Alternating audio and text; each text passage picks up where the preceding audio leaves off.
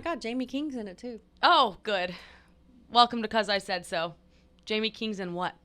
2 for the Money. What's 2 for the Money?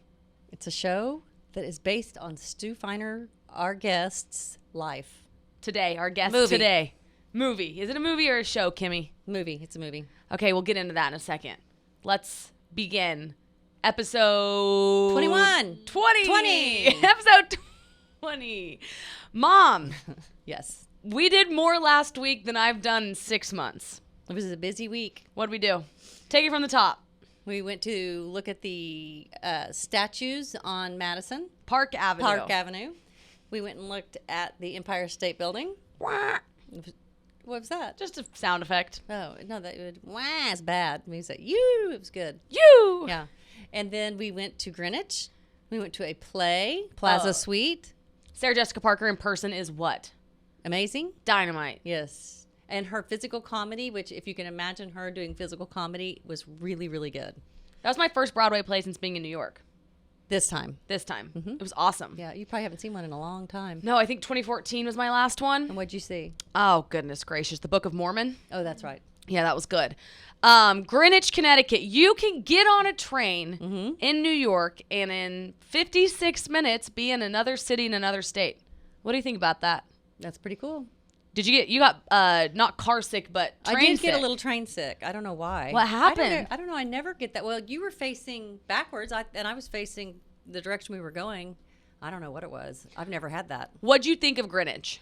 I was shocked. I thought it was going to be this little town like I was picturing the Witches of Eastwick little town. I don't know why. But it was like one long, pretty long street of some great restaurants and some incredible shopping. Like 4 Saks Fifth Avenues, Hermes, like every single store you could imagine was there. Restoration Hardware. Yeah, there was, I mean, it was unbelievable. There's an Apple that makes how much a year? Oh, what did he say? 60 million. Yeah, he said, no, this guy that has a shop, which is a pretty cool guy, had that cool shop that does not monogramming, but they stitch. Embroidery, yeah. They stitch a whole scene for you. So if you had a scene from some sporting event that you loved, they could stitch that whole thing and put it on a sweater. His thing, it's called Blankenship Dry Goods, but his thing is he perfected the tailgating sweater. So it's like Patagonia meets Carhartt. If you need a gift, honestly, this is pretty cool. This is this is not an ad. This is just a store that Kim wandered into. But it's like a Patagonia, which I'm wearing, meets Carhartt, and you can stick beer cans in it. But he embroiders on it stadiums. And it's the perfect lightweight jacket you could carry anywhere. It's like a cool gift, though. Like you could take, or you could even take like a baby. You could do 40 on 1. You could take like your baby photo, your favorite sports teams, all your guys from college. You could get them like very detailed embroidered on this tailgating sweater and stick your beers in it. Yeah, I don't know, kind of cool. It's very cool. Anyway, the point of that was the Greenwich is one of the wealthiest zip codes in the United States. He said it's the second wealthiest. Oh, that's what he said. Those stores do more than any other of their stores in the United States. Yeah, on this one strip in Greenwich. It's incredible. We walked over to the water. That was beautiful. It was really pretty. Went down to the little blank drawing. Hold on. Cut this. It's called a yacht club. I think that it's for 2 gals from Oklahoma. It's pretty sweet to be able to get on this train and go to all these different. Like we could go to D.C., Boston. There's so much to do. So little time, so much to do. A lot to do. Okay, Mom, we're having a new segment. Yes. Before we talk about our new segment, which is the Boomer Moves, let's talk about our beloved sponsor, Mamitas, which is what? A hard seltzer with real tequila. How many calories? 95 calories. Less than 1 gram of sugar. And less than 2 carbs. Flavors? Are pineapple, lime, paloma, and grapefruit. And you can buy them where, Alex? Good job. Gopuff. Or drinkmamitas.com, or we'll link the store locator. The Mamitas are good. They're really good. Let me tell you what, they're really good. Did you know that Brody Jenner's like a part owner? He's all over their Instagram. Oh, he is? Yeah. Do you know a lot about Brody Jenner? No. Me either. I'm going to study him later. I think he's handsome. He's very handsome. Yes. Mom, boomer move. What's your boomer move of the week? What'd you do? My boomer move was by accident. It was like forced upon me today. What happened? Somebody said I looked like Julie Andrews. Mom, one, it's Madeline. Two, it's a compliment. Okay, if you're my age and someone says you look like Julie Andrews and it's coming from someone your age, that means you guys don't know anything about Mary Poppins. Like if I look like her when she looked like... Poppins is my favorite movie. Mom, calling you Julie Andrews means you look classy. Okay, if you're on Spotify or Apple, if you're listening, you can't see what Kim's wearing. She's wearing a pearl necklace. Yeah, it's a major compliment. Okay, so she looked like Julie Andrews from Princess Diaries, which is a queen. Yes. Okay, thank you. You might not be able to hear, Madeline, so I'll reiterate it. She said that you look like Julie Andrews from Princess Diaries, who is a literal queen. Okay, but you look beautiful. You thought, well, my age, I think of Julie Andrews, thank you, as like this perfect, non-sexual Mary Poppins woman. We'll get to the Does end. Kim want to be does she after today's episode? I think I need my sexual to show. Buckle up your seatbelt. Here's the other problem, though. Mm-hmm. So Stu Feiner, we're going to talk about Stu, but he's our guest on today's episode. He's a larger-than-life figure. But the problem was, on top of the Julie Andrews comment, Stu told Kim she's out of her prime. Yes, and I'm over 50, so get over it and move on. Here, let's discuss this for a second, though. Do you feel out of your prime? No, I feel like I'm in my prime. Exactly. That's right. That's all that matters is how you feel. Okay. I hope I portray that to people, though. I would say the mother that was a stay-at-home mom for 30 years that now has a job here in New York, I think you look better than ever. I think you're radiating sunshine. You seem like you're in your prime. That's good. As long as you mentally feel like it, too. What more can you do? Well, there's not a lot. Do you do crossword puzzles and things like that to keep your brain sharp? Like, what do you do for your brain health to keep you firing on all cylinders? I read once that you have to do numbers, not crossword puzzles, and that actually reading is the best thing. So numbers or reading? Well, reading's better than numbers, but numbers are better than crossword puzzles. Although I do like playing Wordle. Reading? Mm-hmm. Don't you? Does everyone like Wordle? I think a lot of people are on the Wordle thing. Yeah, it's kind of fun because it's one a day. So it's pretty easy to get. Reading, numbers, so Sudoku, and then crossword puzzles? Yes, but I think it's more like actual math problems, like that kind of thing. You've been doing like some long-term division? I have not, because I always say math is my definite weakness, but so maybe doing numbers for me would really help my brain. What's 10% of 190? Oh, Alex, I'm sure. Well, 10% of 100, what do you mean? What's 10% of 190? Well, 10% of 190, Yeah. is 19. There we go. It's the easiest question in the world. Yeah. Okay. And then you do it times twice to do your tip. For the tip. There you go. Atta girl, Mom. That's Yeah. your math for today. Okay. Okay, let's discuss. We need to say something to the listeners. Either you're here because you know who Stu is and you think it's funny that Kim, my mom, is interviewing him, which it is. It's funny. Or you're a traditional listener of 'Cause I Said So, and in that case, we're about to literally blow your mind. And you don't know who Stu Feiner is. So we're going to tell you. So we're going to tell you who Stu Feiner is. There's a lot to learn from Stu. But you have to make it to the end to get it. I think the most prominent thing about him is this is an example of a very smart, successful man who failed and succeeded. I mean, he says literally at one point he was bankrupt. Well, that didn't mean, okay. No, yeah, I guess you don't call that a failure at all. Yeah, setback. Mm-hmm. He hasn't always been on top his whole life. Mm-hmm. So he's had bad times and he's had a lot more good times. But he always keeps his optimism. Mm-hmm. And he absolutely, without a shadow of a doubt, is an example of somebody who doesn't take life too seriously. No. He's got a huge sense of humor. He does. And he also had a movie made that followed his life, that was made after his life, and it's called Two for the Money, and I bet a lot of people know who that is. You've heard of the movie. I've seen the movie. Yeah. Yeah. So with Al Pacino. Who else? Rene Russo, my favorite. Matthew McConaughey. Jamie King. Jeremy Piven. Armand Asante. Another good-looking guy. Truly. So Stu is... He's going to talk fast. He's going to talk a lot. Mm-hmm. He's going to talk fast. He's going to be really funny, but he's also going to provide a lot of value. He is, as he'll say, a living legend because every day he shows up with an insurmountable amount of energy and he does things to the fullest. But what did he say about you do it every day And yesterday doesn't matter, so you got to do it the next day, the next day. That's why he's funny, because the only thing that matters is in this moment. Like, we can't talk about what happened yesterday. We have to talk about what's happening now. He brings energy every day.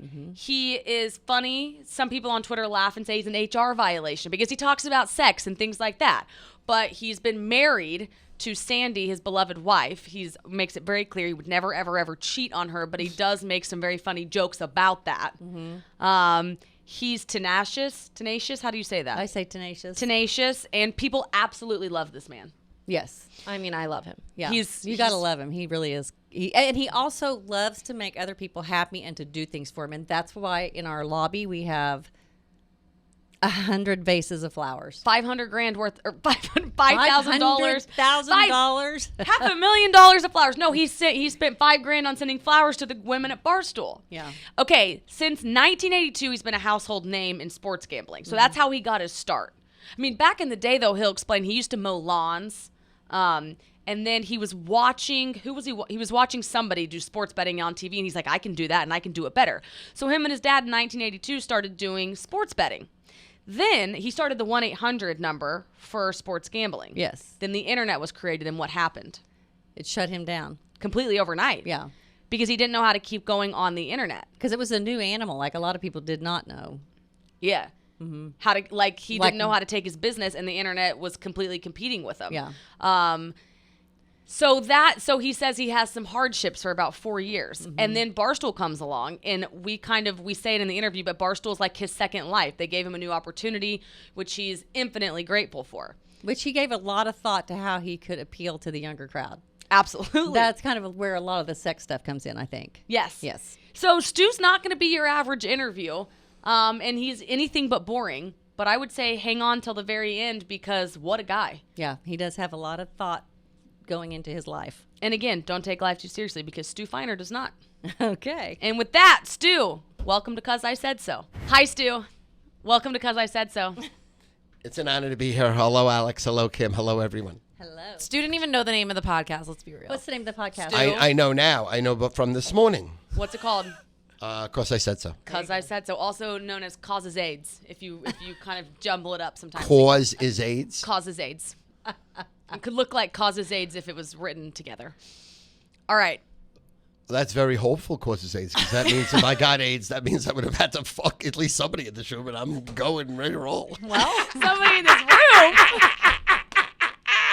I ain't getting AIDS otherwise. Wow, we're 5 seconds in and we already have a great clip of you, Stu. Raise your hand if you want AIDS. All right, Stu, we're going to warm up, and I'm going to read you guys a fill in the blank. Okay. And you're going to fill it in. Okay. All right, this is called Riding the Ferry. Riding the ferry. Okay, a ferry is a type of noun. A ferry is a type of... Like, it's like a Mad Libs, basically. It's a woman. Okay. A ferry is a type of woman?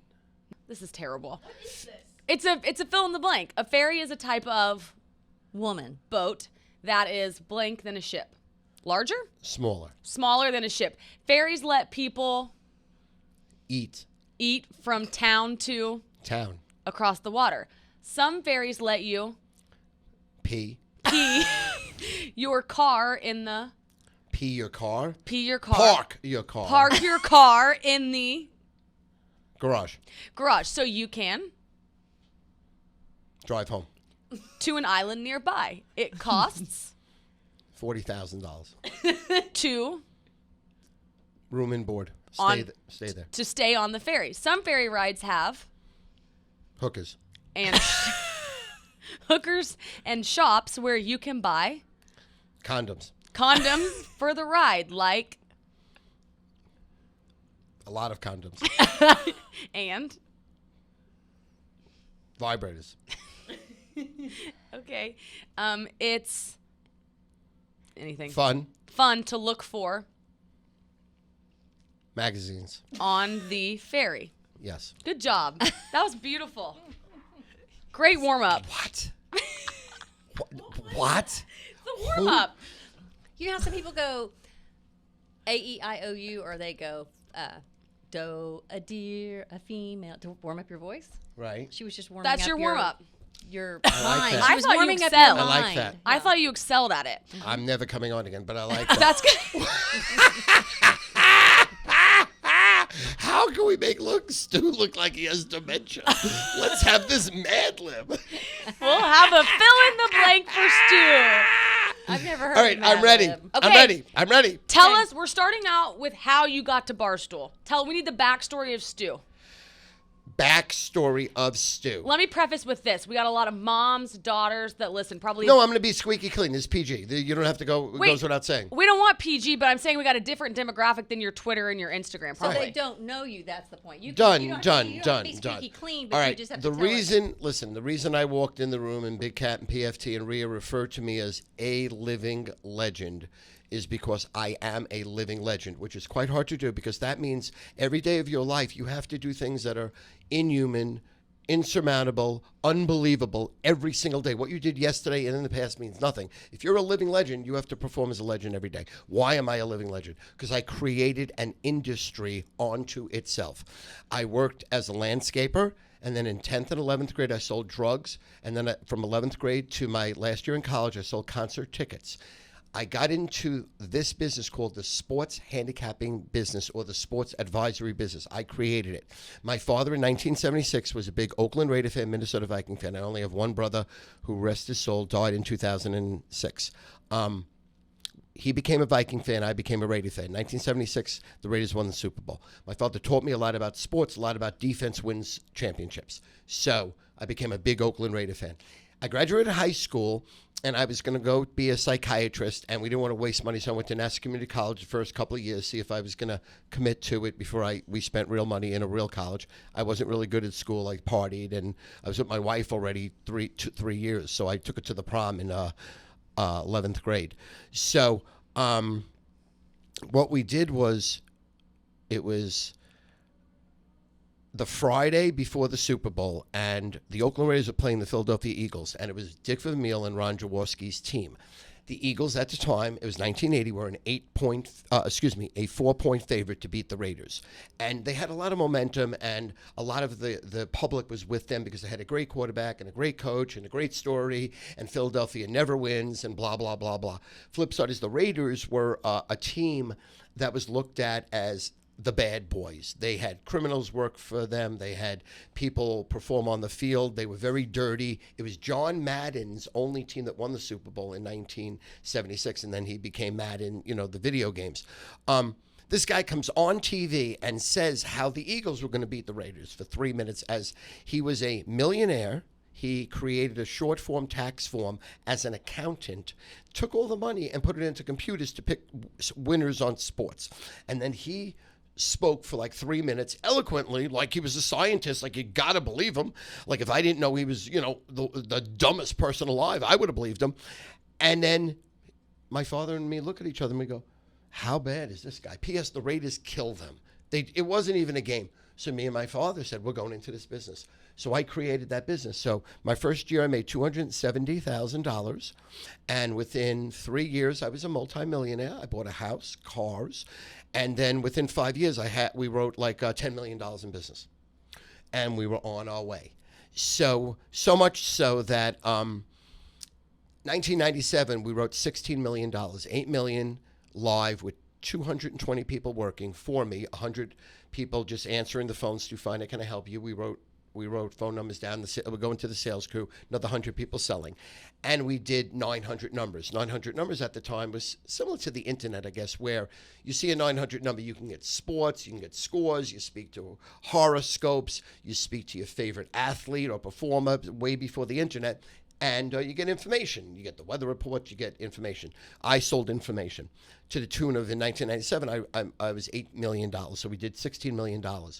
The internet put me out of business, but if not, I probably would have been a billionaire. But anyway, they did a movie about my life called Two for the Money, where Al Pacino played me, Rene Russo played my wife Sandy, Matthew McConaughey in real life played a disgruntled employee that worked for me from 1990 to 95, and then he came back to work for me in 97 to 2005 when the movie was being shot. And then Jim Robinson and Morgan Creek Production, which was the last house on the block to do the movie, came to me, and my TV show was in that movie, where it was called The Sports Advisors. In that movie, Al Pacino, Matthew McConaughey, Jeremy Piven were on my TV show in that movie.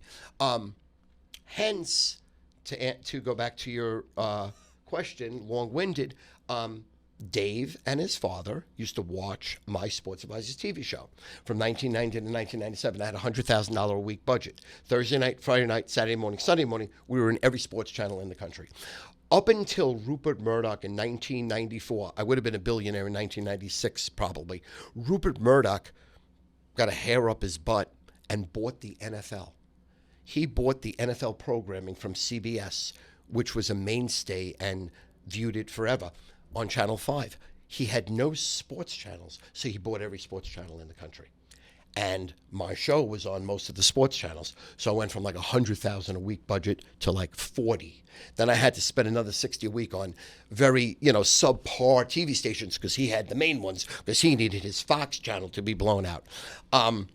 So anyway, that movie was made about me. And then I blew up from there. And then Dave and his father used to watch me in the 90s, and randomly they were doing the skit with Larry the Goldfish, and Rhea would go behind the goldfish and put fish food in it, and wherever the fish would swim, they'd put 2 Coke cans and wrap them with bills of playing the Cowboys. Wherever the fish went, that's how they picked the winners. They entered this fish, these picks, into the Hilton Handicapping Contest, the toughest contest in the world. They had to spend $2,000 to enter. Then they had to spend another $1,000 to have someone who's in Nevada put the picks in. P.S. Out of 10,000 people, it comes in 63rd. It hits 67%, something ridiculous. My numbers might be a little off, but so everyone, every week, they got the picks made millions of dollars. So they did a skit where I was the bad guy saying, this fish ain't a big handicapper. I'm Stu Feiner. I'm the biggest handicapper. And I made a skit where I almost jumped into the fish tank, pushing PFT and Big Cat and Rhea out of the way. And that was my first deal with Barstool Sports. Oh, Wow.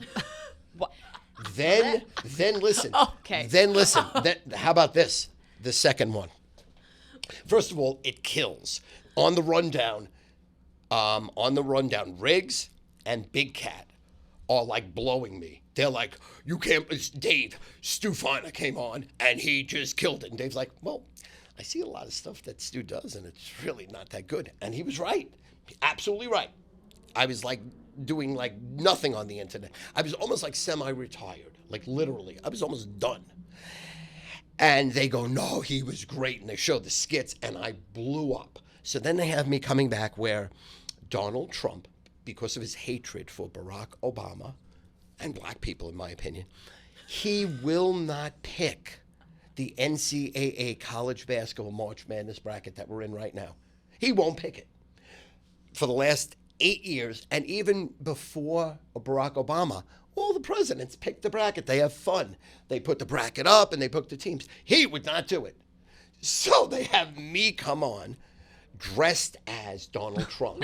A wig, a red hat, a red tie, a white shirt, a jacket. And I come on and they say, just go wild. I said, what do you mean go wild? They go, just whatever you want to do, because they loved what I did so much. And I came up with this.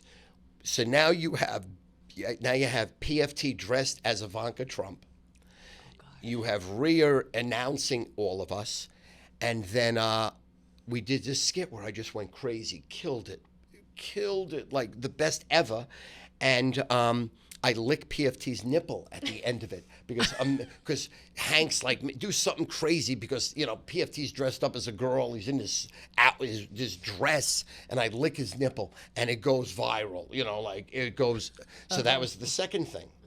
So then that summer, all of a sudden, I got really close with Erica, met Erica. She fell in love with me immediately. I fell in love with her. And she was super classy and helped me out a lot. I'm like, what should I be doing? Now, because now I have to start making money again because now, I got to bring all my internet presence up to speed, barstool speed. She's like, well, you need an editor, you got to do a podcast, you got to do these things, Stu, whatever.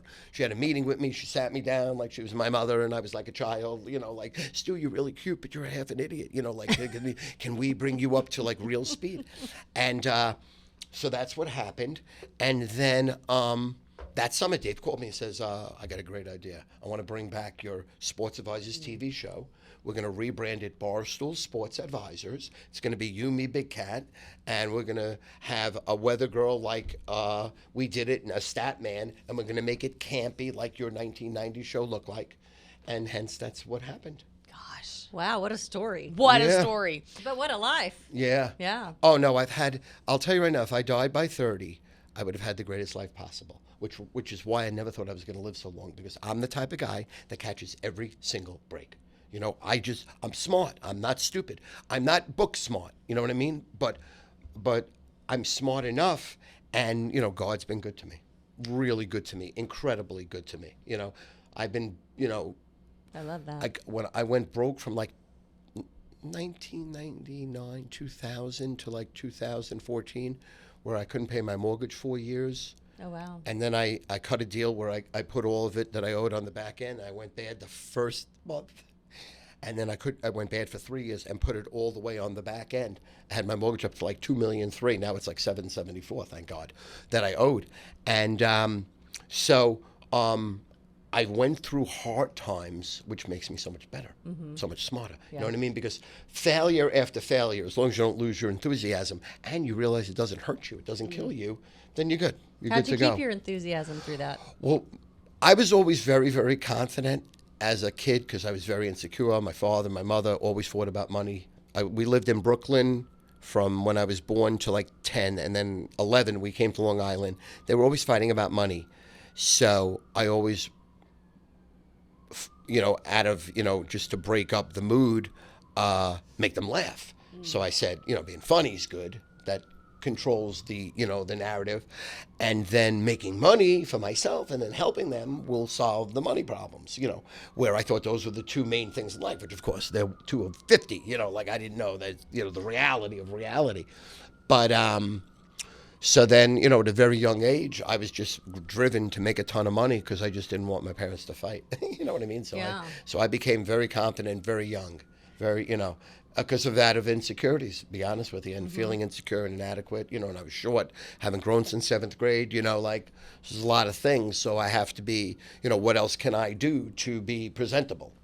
So what's your life motto for yourself? Like, what do you value? What's your life motto value? Like the thing that you base everything on, like to get through I life? would say if I'm not a good father, it doesn't really matter what else I do well. You know what I mean? Like I've made my kids, every one of them, breakfast, lunch, dinner up until they graduated high school. Every one of them. I was the one who drove them to the bus stops because we live right next in the town, the middle of the town. I was a class father. I coached him in all the sports until I ran out of money with the youngest when he was like 6, and then Sandy made me go back to work. But I mean, I would say being a good father, because they weren't asked to brought into the world, you know what I mean? So it's not like even if my life sucks, I mean, this person didn't even ask to be here. So I would say that's the most important thing. And obviously, I've been going out with my wife. I took her to the prom in I took her to prom in June of 1978. And then on March 11th, 1978, March 12th, we kissed at the Farmingdale train station at 11:40 at night, coming home from a Bruin burger. I have so many stories, the crazy story. So I used to sell acid in 10th and 11th grade. I had long hair, and we used to go into Central Park and meet this guy called Mountain. And Mountain was like a beautiful blonde, looked like Caleb, but 6'6", beautiful blonde hair down to his ankles, and he had these Doberman pinches. And he sold acid, blotter acid, meaning he had it in like a blotter, and he would like you would take an eye drop, Oh. and he would put blots that came in circles on a piece of paper, and we would buy that, and then you would eat it and trip and sit in Central Park, and he would throw a frisbee to his 2 Doberman pitchers. They would run 50 yards, get the frisbee, and go back, and that's all you would do all day: fry out and watch this guy play frisbee. So then I took I would pay $100 for 100 circles. I would come home and cut them in quarters and sell each piece of the circle for $1. So I would bring back 400. I paid 100, 300, plus it was great drugs. So anyway, Sandy follows me into the city one day with this guy and some other girls, and he wasn't there that day. We go to a Bruin Burger where this is 1978. This is March 12th. And it's all the beer, wine, and sangria you could drink with a big burger. I don't know if you remember the place, Bruin Burger. Okay. So on the way home from the train station, I said to this girl, Eileen, I'm like, wow, I really like Sandy. And she's like, you're so slow. That's why she's here. I was like, oh, my God. I was like, is that true? I was a virgin. She was a virgin. You know, we're both virgins. And then we got off the train station and kissed. It was like crazy. Because I was like a 6. She was like a 10. I don't know if you saw pictures of my wife when she was pretty. young, right? She's really pretty. Like dropped it when I walked in a room, guys would like push me away and try to hit on her, like, oh, what are you with this little guy here? You know, like, are you serious? So, but so I've been lucky in life. I went out with it 10 years and a day, and I would have got married day one, but I was too afraid that everybody's life sucked, because everybody that got married that I knew, their lives were horrible. You know, they just didn't have good marriages. Yeah. You know, people got married for all the wrong reasons in the 50s and 60s. You know what I mean? Like in reality, some I guess did, but people were miserable because money was tight. Yeah. When money's tight, everything sucks. Yeah, it's hard. And it is not the answer to get out either, but at least you got to have some money. So my father, I felt bad for him because his whole life, like I just told you, whatever I catch every break, everything goes wrong for him. Really? Everything.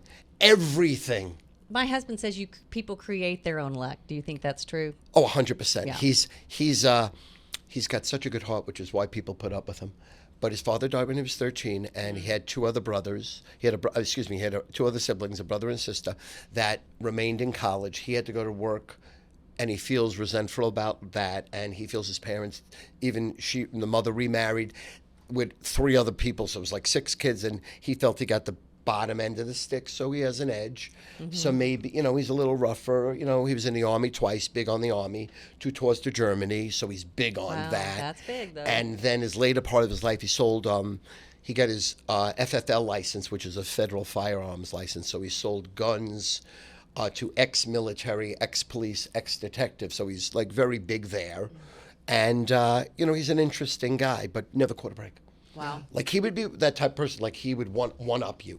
Like, you ever meet that person that someone's talking about a story and they come in and just one-up you? Yes, For that's hard. some reason, he always had that. He helped me be a great salesman because of it. Because I caught on that his embellishment was crazy. You know what I mean? Like, the stories are 1, he's at a 9. You know what I mean? The stories are 1, But, that's my pop. So, go. I want to ask you a day in the life of you. Describe your morning. What's your morning routine? Like, what do you do? Well, I'm trying to train for this half marathon. Okay. So that would be a little different than normal. But let's say if I wasn't, I get up at, let's say, 5 a.m. And I dart downstairs because I love my first 2 cups of coffee alone. It is like, it's better than sex. It really is. Like, and I'm 61, so obviously it wasn't better than sex at 41 or 31 or 21, but now it is. But, and I eat my banana and I take my medicine and I say my prayers. And I get the newspapers, and I change the dog's water, and I start my day. You talk openly about having a lot of sex. Yes. Is it has that changed throughout your marriage or stayed the same? Well, I guess because like I have a 6-inch dick, brag. I have a 10. I fuck. You have a 6-inch dick? Yeah. Alex. I brag. I fuck thousands of women and really haven't, one, type thing. So. Have you slept with one person your whole life? Is it No, Sandy? not only one, but yes. Okay. If for reality, fucking yes. For 45 fucking years, I haven't seen anybody's pussy besides a picture. Like really. And there's no way I would ever break her heart. Even, let's say everybody in here is a 10. I wouldn't, not breaking a fucking heart. You know, that ain't going to happen. I don't have enough years left to make amends. Right. So that's how it is. Yes. Okay. But what was my point to that? Yeah, what was the point of that, Alex? Well, no, I was just asking you about sex and marriage. Oh, for me, because she's so over me, like I'm a 6, she's a 10. She's so fucking hot. So you're a self-proclaimed 6 married to a 10. No issue. Absolutely. Okay, love it. I'm just putting it in your intro. No issue. Okay. But that sex is important for me. Like, Yeah. you know what I mean? Like my whole life, even my friends hit on my wife. You know what I mean? Like, I'm sure your husband's friends hit on you. You're a 10. That happens. It just goes with the territory. So, in other words, even my best friends, I was always worried about them trying to fuck Sandy because they were trying to. Not that they wouldn't die for me. But that has nothing to do with them fucking my wife because she's a 10. Mm-hmm. It's just males are disgusting scum. Sounds like the it. No, but it's true reality. It doesn't sound like it. It is like it. It doesn't. It is These are like facts. it. Right. I'm not saying supposition. I'm facts. So, so sex for me is always important, and I believe that if I ever stopped asking, that it would just be like. If I stopped asking for sex every day instead of having it minimum once a week, minimum, more than that, but let's say minimum one, I would have it once a month. Really? At 60. Now, Sandy had a heart attack and almost died like 3 years ago. We're in the backyard. Oh, wow. That's Wow. scary. Out of the blue. She had 5 stents and a defibrillator put in. Her heart went from like 58, which is a normal heart, to 28. Oh, my. So she has a heart of like an 80-year-old. Wow. Yeah. That gives you some perspective, probably. Yeah, I mean, that sucked. That's scary. And then how crazy is this? You want to hear another insane story off of that? So, pertaining to your sex story, because I'm like overly sexualized. Everything I do is sex. My thing is sex because, so she comes home from the doctor and she says, we finally can have sex. I'm like, oh my God, it's been like 3 months. I'm like, yeah. I'm like, do I have to be careful? She's like, no, no, come on, you're 61. You don't have to be careful. What the fuck are you going to do? 5 minutes and we're done, please. You're talking to me. You're not on fucking Twitter. You know what I mean? Like, right. Come on. So I take my pill. I'm watching preseason football. It starts pouring, raining out, and windy. Like, it's like, the Wizard of Oz. All of a sudden, I hear her screaming upstairs. And I'm like, that's fucking wild. So I run upstairs, a fucking 20,000-pound, 100-year-old tree is through my fucking bedroom roof. What? Oh, my God. Water's pouring in. 3 fire trucks come. They say there's nothing we can do for about 30 hours because it's going to be like a storm. $729,000 worth of damage later. Oh, wow. I got all new windows, all new doors, carpets, everything. But it took it's still not done. We have 1 window left. August will be 3 years. So anyway, Didn't get I that had sex? this hard on for no fucking reason. What a waste. What a fucking waste. Wait. And you remember that vividly. Like it was the most important thing that ever happened to me. Does the fifth? Okay, we need you to explain the 15-15-30 rule. Okay, so I don't know if I have 2017, when Big Cat and PFT fell in love with me and they were doing videos, how originally they actually had their life into me was they both made fun of me. They imitated me, screaming how Larry the Goldfish is the best handicapper in the world, and they were spitting, screaming at me things. And I called them up and I said, that's the most funniest thing I ever saw in my life. I was getting stoned just watching it for hours. People were worried about me. That's how much I was watching it. I knew nothing about Barstool, never heard of Barstool, never. So P.S., I say to myself, all my customers are 50, 60, 70-year-old successful men and women that have inherited money through death, accident, luck, men and women who have built businesses up from nothing and now are worth thousands, hundreds of thousands, or millions, and men and women that are just go-getters. Mm-hmm. But they're all 50, 60, 70. How the fuck am I going to get the youth? I said, sex sells. I said, as a young kid, what were my problems? Well, with Sandy, when I had sex, coming quick. We read this Masters and Johnson's book where, how am I going to, I didn't know that I could get hard a second time, and then my first time I would stop. So then we tried to hold that first load. We read this Masters and Johnson's book where right before I was going to fuck her, she would have to hold my penis and keep the cum down. Yeah, it was real fucking real. I'm a real fucking let's go here, right? So then I eventually learned how to do that. And it was fucking, like, if you can hold your load, that's a big difference, right or wrong. It's a big difference getting fucked for 2 minutes than 20 minutes. We're not talking hours, you're not, but I mean, even 2 minutes or 10 minutes, whatever. So, P.S., I said, let me help the youth of America. So I came up with the perfect hour of sex. 15, 30. And I thought the perfect hour incrementally, because how, like, as a 7th grader, 6th grader, that's who I think I'm talking to, even though some of these guys are 35, but they're 35 still at 6th grade. You know what I mean? Your mind is still fucking 6th grade, jerk off. I don't care, you're 35. Okay. 15 minutes eating ass, which, great. 15 minutes licking clit, eating vagina. 30 minutes fucking, where it's going to be extremely hard for 30 minutes. And if you can't hold your load, bring a vibrator. And the vibrator, was introduced to me also when I was like 20, 21. I'm like, holy fuck, if I can't hold my load with Sandy because she's just too fucking hot, no matter, she'd be like, oh, fuck me hard. The minute she said fuck me hard, I fucking shoot. I can't. I'm like, don't say that. She's like, what do you mean don't say that? We're like 19 years old. I'm like, I can't get, like whatever. So then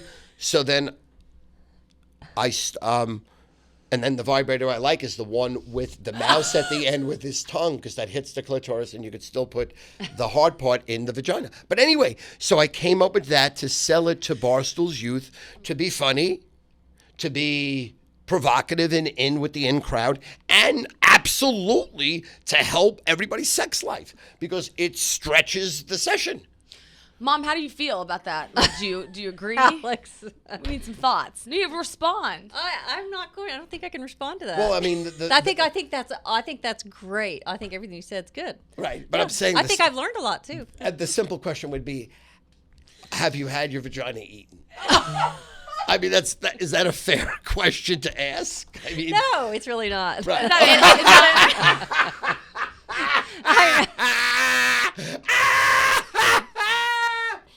Is that a no? That's a fucking flat out no. What are No, you crazy? that's not. I am not. Is that a freaking no? Answer that. I'm Right, not that's answering that. none of nobody's business. That's private. It is. That Good is God. so, asked it is so poor of me even to quandary the up, even for the funny quality. Alex? I apologize. I stand corrected. Stu, what's the golden shower?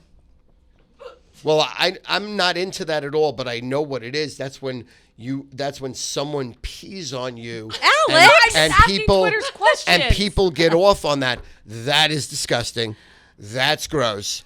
Saying that, if you're Alex. saying to me, if Dua Lipa wanted to pee on me, would I let her? Fuck yes. Is she your hall pass? Is it Dua Lipa? I know you wouldn't have a hall pass. Right this second. There's not. No. There wouldn't even hall be a pass. hall pass. I wouldn't even ask Sandy. I'd be living in a cardboard box. If I could fuck her, I would fuck her. No. Let's be real here. I mean, I would never cheat on her ever.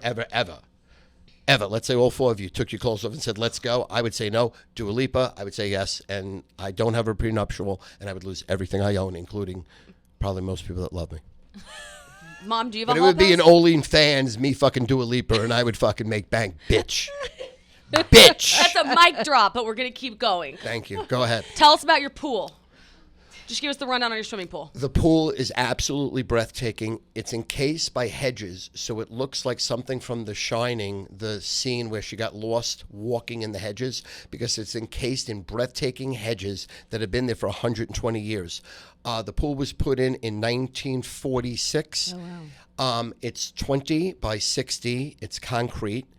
It has a men's bathroom, a men's shower, a women's bathroom, a women's shower, and it is absolutely beautiful. And I just fixed it up, and I just painted it, and it looks fabulous. When you come at the end of March to swim, and it'll be our soiree, or it'll be our opening, you're going to see it and fall in love with it.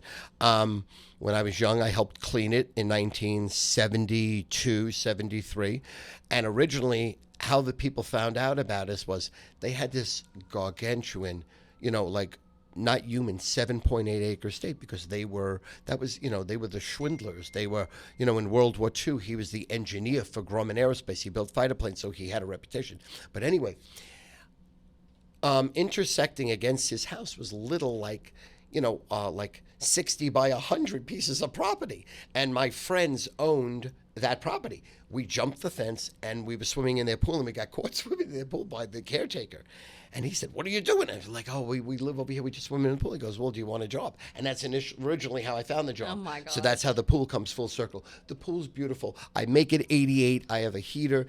The pool is 88 all the time. The filters are running 24/7 from April 1 to October 1. Wow, that's the pool.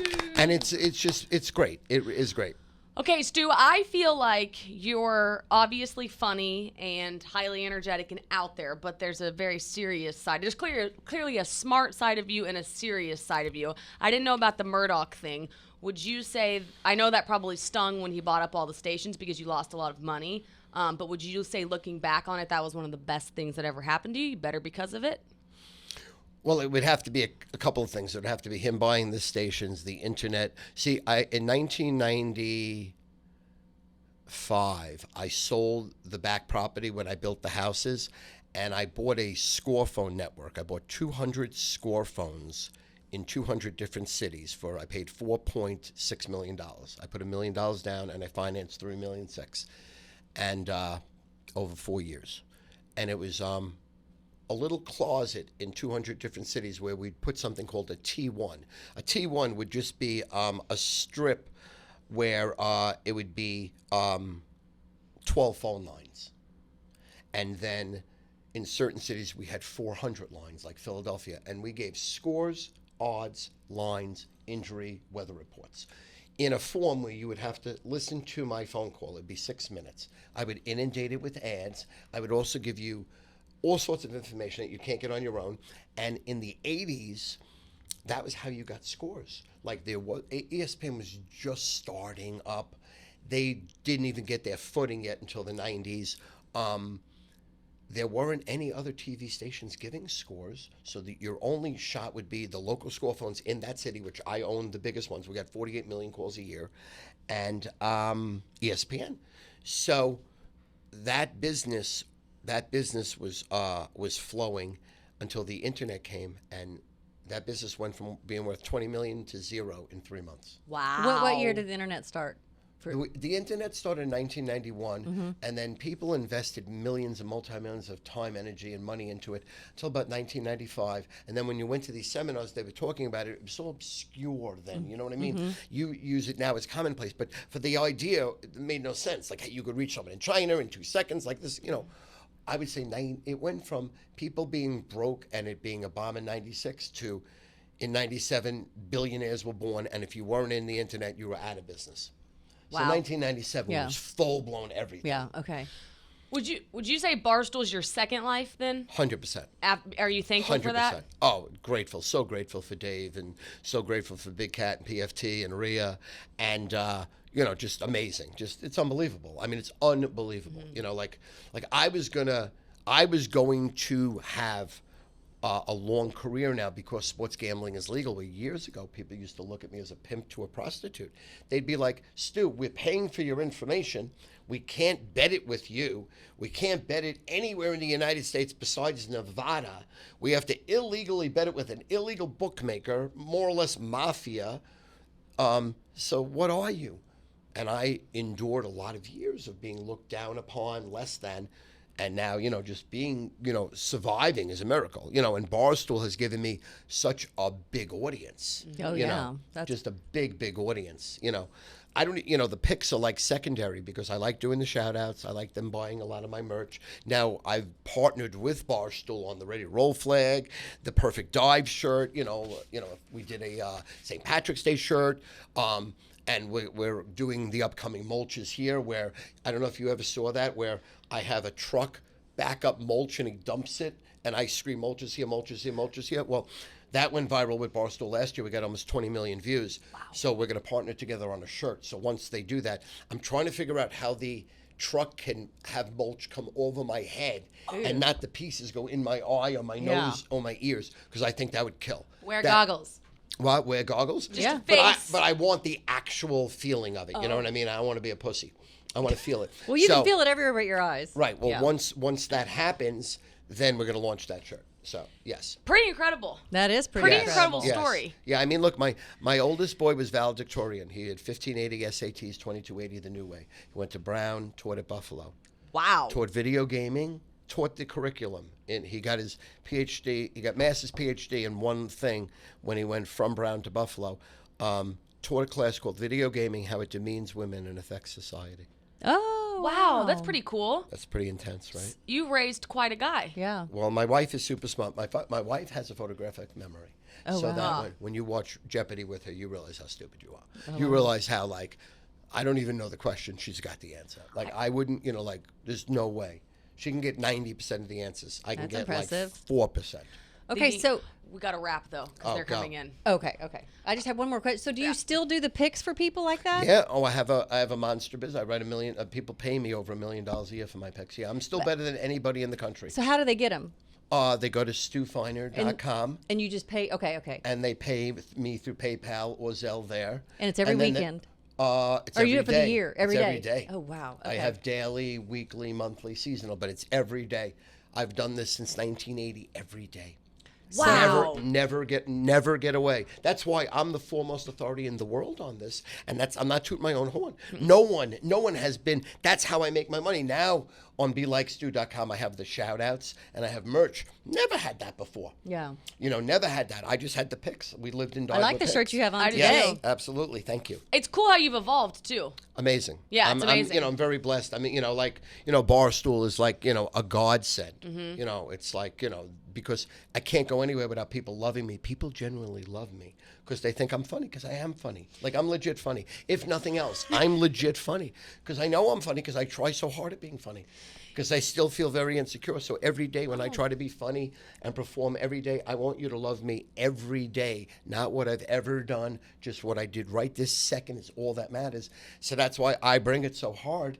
And, I can do it. I love that. It's a powerful message. It is a powerful message. You're a force of nature. Forget about Thank yesterday. you. Do it I'm a again living today, legend. today, That's right why now. I am. Yeah. Stu Feiner Sauce. Yes. Stu, I like that. Okay, Yes. we got to wrap, but I think it's safe to say, Stu, you are funny and you're smart. I You're love a you. Thank legend. you for We having love you. me. Thank you for coming. Thank you for having me. It's an honor. It really is. Okay, Mom. How about that? Is that how you thought?